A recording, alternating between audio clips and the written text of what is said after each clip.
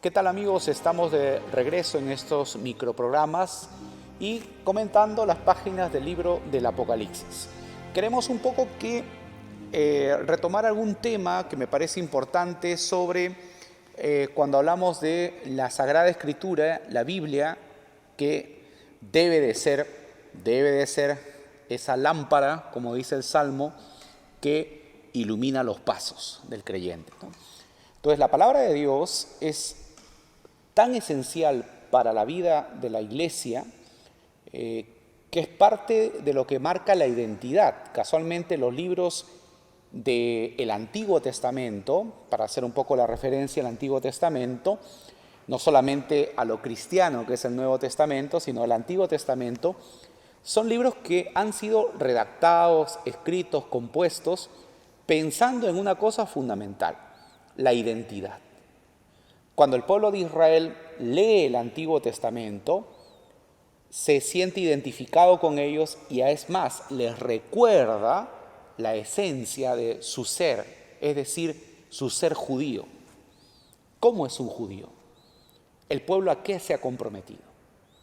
¿Quiénes son sus antepasados, por ejemplo? ¿Cuáles son los principios fundamentales de la fe judía?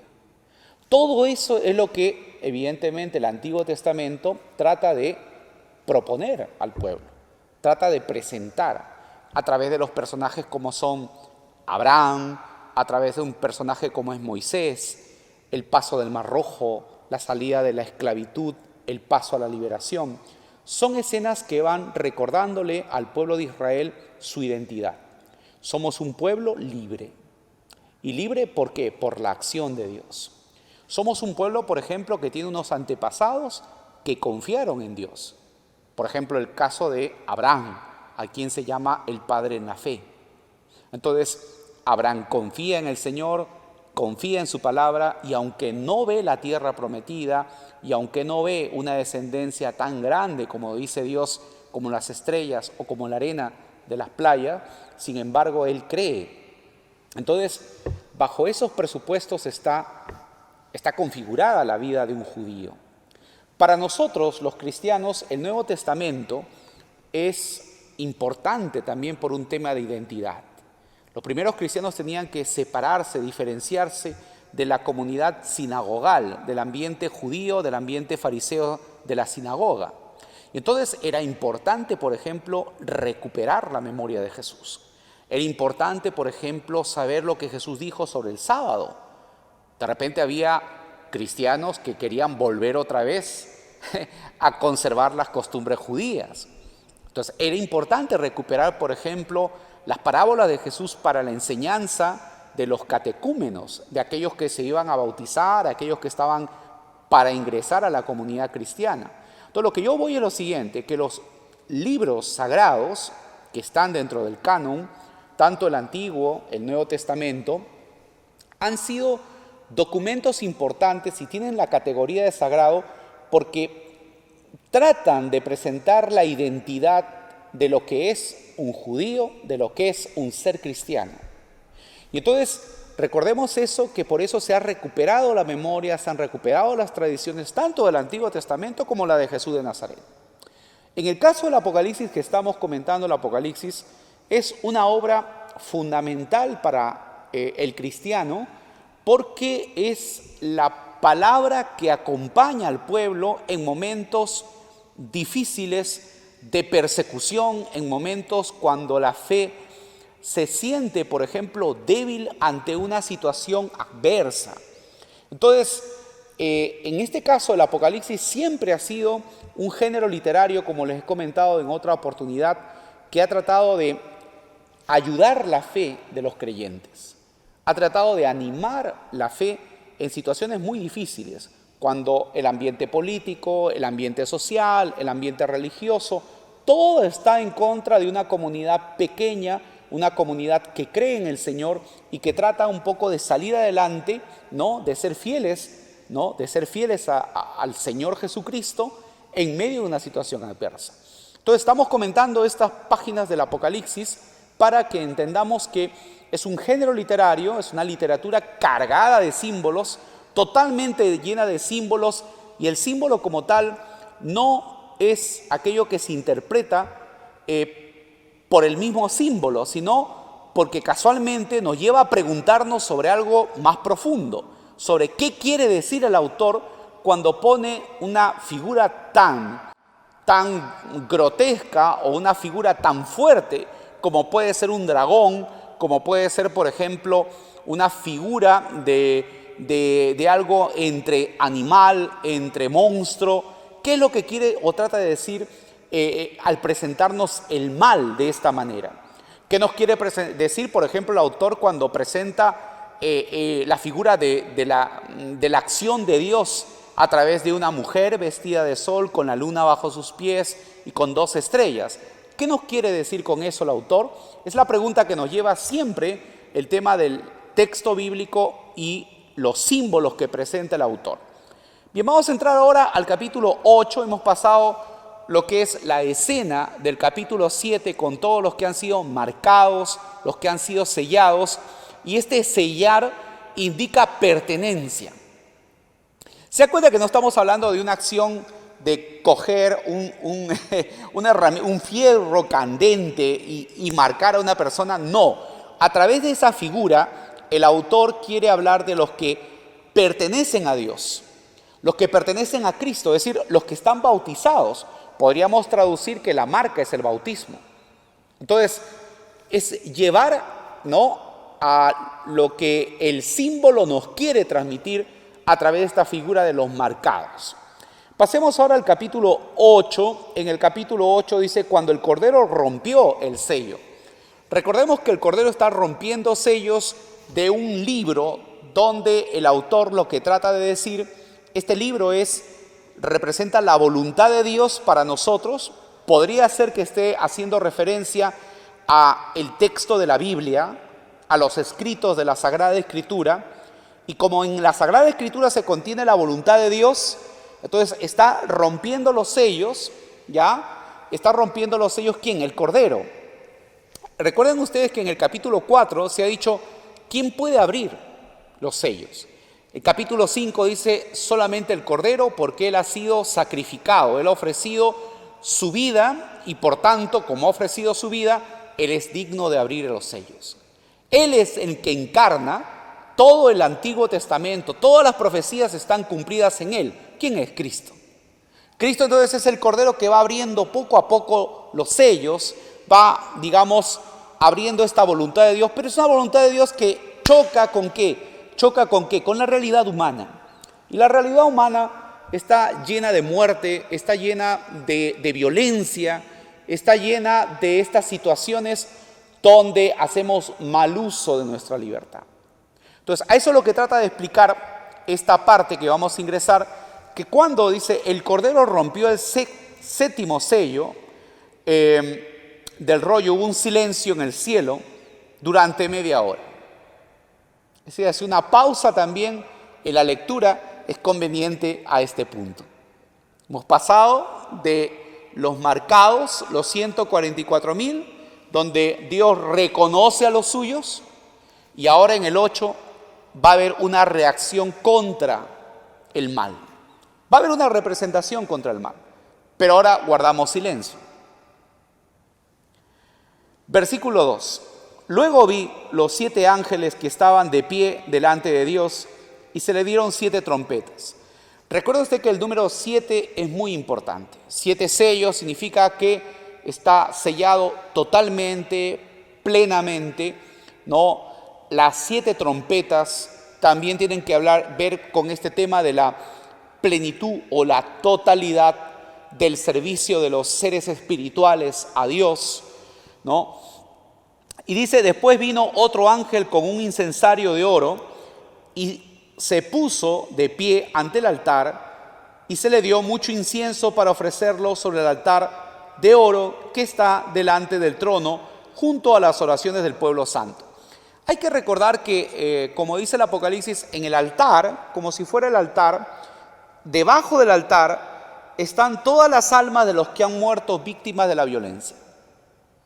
Entonces, el incienso en la liturgia siempre ha sido eso que sube a Dios como la oración. El incienso en la liturgia representa la oración del pueblo que va subiendo a lo alto. Entonces une lo que el pueblo quiere pedir a Dios, es esa oración que sube hasta lo alto. Eso, el incienso une, podríamos decir, la tierra con el cielo, ya en la liturgia.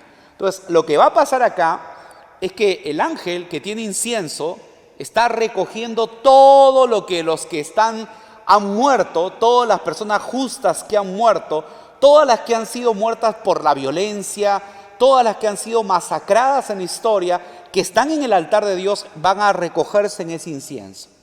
Miren lo que va a pasar. El humo del incienso subió de la mano del ángel a la presencia de Dios, junto con las oraciones del pueblo santo. ¿De acuerdo? Dios acoge esa oración. Entonces el ángel tomó el incensario, lo llenó con brasas de fuego del altar, y lo lanzó sobre la tierra, y hubo truenos, estruendos, relámpagos y un terremoto. O sea, ¿qué cosa es lo que está haciendo? Pues está recogiendo toda digamos, todo el reclamo de justicia de esa gente que ha muerto. Y eso representa el carbón que se arroja a la tierra. Es como quien dice, escuchen el grito, el clamor de esta gente. Dios lo ha escuchado, pero ahora ustedes escuchen el clamor de todos los que han sido en la historia masacrados.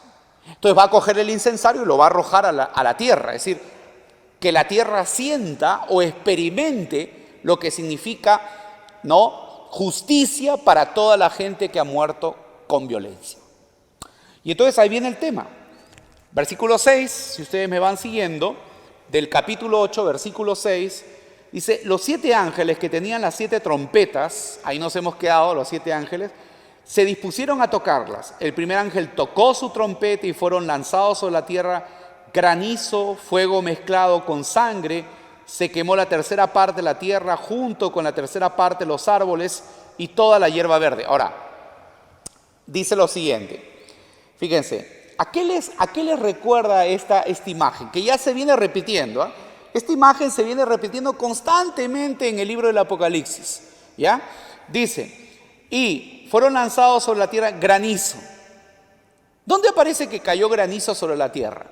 ¿No es en el libro del Éxodo? Claro, está haciendo referencia nuevamente a la plaga. ¿Se da cuenta que el libro del Apocalipsis está recogiendo el texto del Éxodo? ¿Qué quiere decir eso? Que los que leían el Apocalipsis conocían el Antiguo Testamento. Y conocían el relato de las plagas, que es fundamental para un judío conocer la Pascua. Entonces, ¿se da cuenta? Ahora, ¿qué es lo que está diciendo el Apocalipsis? Que estamos ante un proceso de liberación. Que estamos nuevamente ante un Dios que libera al pueblo, que lo va a sacar de la esclavitud del mal y lo va a trasladar a la Nueva Jerusalén. De eso se trata el Apocalipsis. Te va a rescatar del mal, de la gran Babilonia, que viene a ser el nuevo Egipto, y te va a llevar ahora hacia la Nueva Jerusalén celestial, que es al final.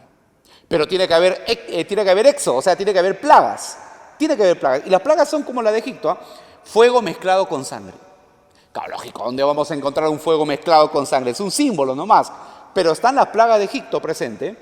Se quemó la tercera parte de la tierra. No quiere decir que se quemó toda la tierra. Una parte de la tierra. No toda la tierra. A veces se dan cuenta. Hay que tener cuidado con ese. Es un símbolo, una tercera parte. ¿Ya? Junto con la tercera parte de los árboles. No quemó todos los árboles. Una tercera parte. ¿Se dan cuenta? Sí, interesante. O sea, cuando hablamos de el castigo de Dios es un límite, no es un total, no es todo, es un límite. Entonces dice, segundo ángel tocó su trompeta, fue lanzado al mar, algo que parecía un gran monte ardiendo en llamas, y la tercera parte del mar se volvió sangre. Lógico, ¿dónde hay en el Antiguo Testamento una narración que dice que el agua se convirtió en sangre? En el Éxodo. Esto ya viene... hermanos, va a aparecer constantemente en el libro del Apocalipsis porque está retomando el Éxodo, está retomando las plagas de Egipto. Entonces, ese es el detalle, ¿no? El tercer ángel tocó su trompeta y una estrella ardiendo como una antorcha, cayó del cielo sobre la tercera parte de los ríos y sobre los manantiales. La estrella se llamaba Ajenjo. Entonces, ahora, esto evidentemente recuerda que el agua se convirtió en amarga, fue amarga como el ajenjo. Esto está también en el texto del Éxodo, ¿no? Y la tercera parte de las aguas se volvió amarga. Y a causa de aquellas aguas murió mucha gente. Lógico, las aguas amargas son justamente una parte del Éxodo donde hay las aguas amargas, ¿no? Después se transforman en aguas que son buenas, en aguas dulces para que el pueblo pueda beber, pero pasa por la intervención de Moisés. Entonces, todas estas escenas lo que nos están contando es que Dios, estamos en camino de la liberación, está haciendo un proceso de liberación similar al Antiguo Testamento. Para los cristianos esto sería muy interesante, porque claro, la iglesia, nosotros ¿qué nos consideramos? Nos consideramos el nuevo pueblo de Dios. Y el nuevo pueblo de Dios que sufrió persecución, que sufrió martirio, que le escriban que Dios va a intervenir así, con las plagas de Egipto, significa que Dios va a hacer lo mismo, las mismas cosas que hizo a favor de Israel, las va a hacer a favor del nuevo Israel, que somos nosotros. O sea, Dios tampoco se queda con los brazos cruzados cuando su pueblo sufre. Va a intervenir. Pero es un modo de hablar. ¿Se dan cuenta? A través de imágenes, los que escuchaban el Apocalipsis lo entendían así. ¿De acuerdo? Sabían de qué se trataba. Decían, caray, nos está hablando del libro del Éxodo. ¿Qué quiere decir? Que ahora Dios va a venir nuevamente, ¿no?, a liberarnos. Entonces, sigamos ahora. Para terminar el capítulo 8, el cuarto ángel tocó su trompeta y fue dañada la tercera parte del sol, la tercera parte de la luna, la tercera parte de las estrellas, de modo que una tercera parte de ellos quedó oscurecida y no dieron luz durante la tercera parte del día ni de la noche. Ahora, cuando en el Apocalipsis Dios se mete con los astros, sol, luna y estrellas, eso es la máxima manifestación de su poder. ¿Por qué? ¿Qué cosa era la luna? ¿Y qué cosa era el sol? ¿Y qué cosa eran las estrellas en el ambiente del Imperio Romano? La luna, el sol y las estrellas, igual que en las culturas antiguas, eran los dioses de las antiguas religiones. Entonces, quiere decir que acá el Señor está manifestando lo máximo de su poder porque está haciendo oscurecer a lo que se piensa que es lo más.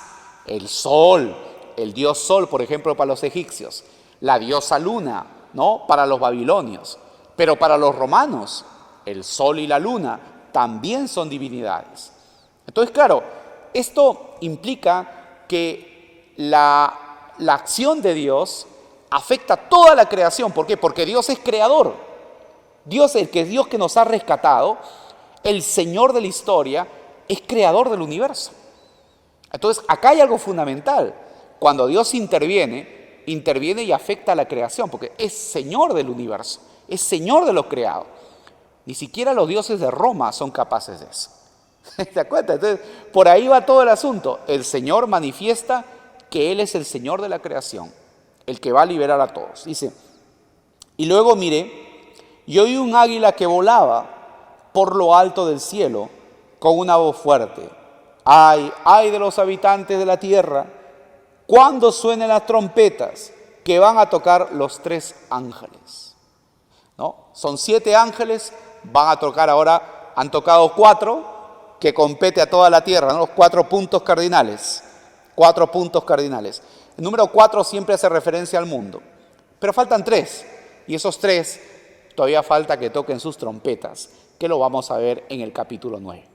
Por tanto, nos quedamos con esta escena que es una repetición, casi un paralelo con el libro del Éxodo, y lo que nos trata de decir es lo siguiente, que Dios, el mismo Dios que intervino en el Antiguo Testamento, interviene también en la vida de la iglesia para salvarla, con el mismo poder, con la misma fuerza, con las mismas obras que hizo, va a intervenir también ahora. Y claro, cada vez que nosotros, que tú y yo, que la comunidad cristiana está en medio de una situación muy complicada para vivir nuestra fe, también Dios va a intervenir. Bien, que tengan una buena semana y regresaremos con el capítulo 9.